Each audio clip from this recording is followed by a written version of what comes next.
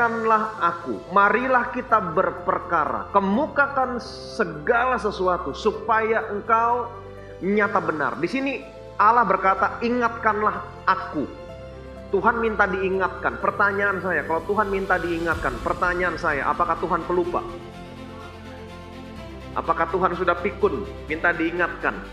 Apakah Tuhan punya problem yang sama seperti saudara dan saya, keterbatasan memori, sehingga Tuhan minta diingatkan? Tidak. Kenapa Tuhan minta diingatkan? Ingat baik-baik prinsipnya, Allah maha tahu. Betul? Omniscience. Dia maha kuasa, omnipotent. Dia maha hadir, omnipresent. Nah, kalau halnya demikian, kenapa Tuhan minta diingatkan? Kalau saudara masih ingat, beberapa minggu yang lalu, sekitar 2-3 minggu yang lalu, masih ingat cerita tentang Sodom dan Gomora? Sebelum pada akhirnya Tuhan mengambil keputusan untuk membinasakan Sodom, apa yang Tuhan kerjakan terlebih dahulu? Alkitab menceritakan, dia bersama dengan kedua malaikatnya turun untuk melihat apakah orang-orang di Sodom berkelakuan seperti yang dikeluh kesahkan orang selama ini kepada Tuhan. Tuhan harus turun melihat. Padahal dia maha tahu. Bukan hanya Tuhan turun untuk melihat, untuk mengetahui apakah orang-orang di Sodom berkelakuan seperti yang dikeluh kesahkan orang kepada Tuhan selama ini. Tapi Tuhan mampir, singgah di tempatnya Abraham. Alkitab menceritakan, ketika Abraham sedang duduk di pintu kemahnya waktu panas terik, Abraham melihat Tuhan datang. Tuhan menampakkan diri kepada Abraham.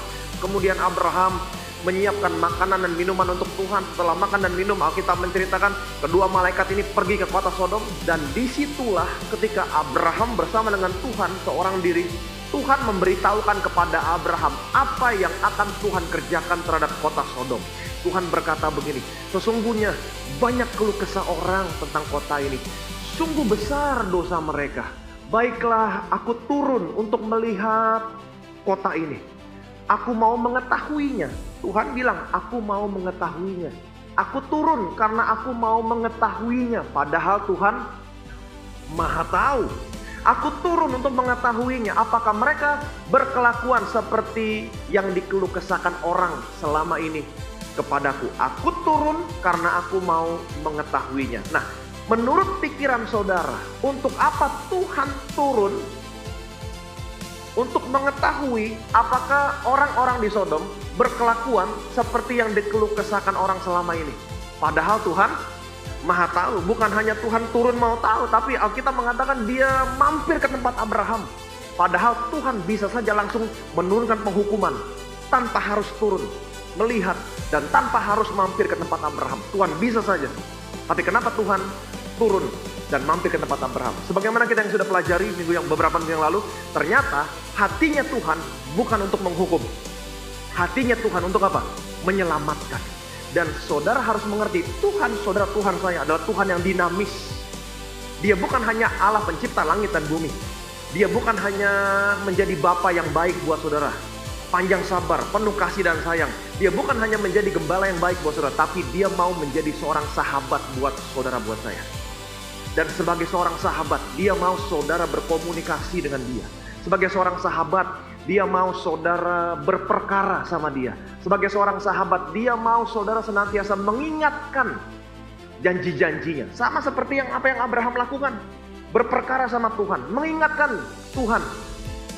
Abraham berani berkata sama Tuhan, Tuhan, apakah engkau akan membinasakan orang benar bersama-sama dengan orang-orang fasik? Bagaimana kalau ada 50 orang benar di sana? Abraham berperkara sama Tuhan, tawar-menawar, negosiasi. Ini yang namanya seorang sahabat. Jadi Tuhan membatasi dirinya sebagai Allah yang maha kuasa, sebagai Allah yang maha hadir, sebagai Allah yang maha tahu.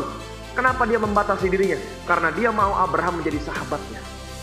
Dia izinkan Abraham berkomunikasi, dia izinkan Abraham berperkara, bernegosiasi. Bagaimana kalau ada 50 orang benar di sana? Apakah engkau akan membinasakan orang benar bersama-sama dengan orang fasik? Tuhan berkata, aku tidak akan membinasakan Sodom karena 50 orang benar itu. Agar Abraham berperkara sama Tuhan. Turun lagi, Tuhan, bagaimana kalau 45 Tuhan? Apakah engkau akan membinasakan orang benar bersama-sama dengan orang fasik? Dan Tuhan berkata, aku tidak akan membinasakan Sodom karena 45 orang benar di sana. Abraham turun lagi, bagaimana kalau 40 Tuhan? Bagaimana kalau 30? Bagaimana kalau 20? Bagaimana kalau 10 Tuhan? Dan Tuhan tetap berkata, Aku tidak akan pernah membinasakan Sodom karena 10 orang benar di sana. Jadi kalau saudara perhatikan baik-baik, sesungguhnya Tuhan senang Abraham berperkara sama Tuhan. Betul? Tuhan senang ketika Abraham mengingatkan Tuhan akan kemurahannya. Jadi Tuhan membatasi dirinya supaya apa? Supaya saudara dan saya bisa berkomunikasi sama Tuhan. Ini merupakan kesenangan tersendiri buat Tuhan. Dan Abraham punya pengaruh sama Tuhan. Saudara bisa lihat doa syafaatnya Abraham menyelamatkan keponakannya yang bernama siapa? Lot. Jadi Tuhan minta diingatkan, bukan karena Tuhan pelupa, bukan. Jadi Tuhan minta diingatkan. Kenapa? Karena Tuhan senang saudara bisa berkomunikasi dengan Tuhan. Ini merupakan satu kesenangan tersendiri buat Tuhan. Jadi ingat baik.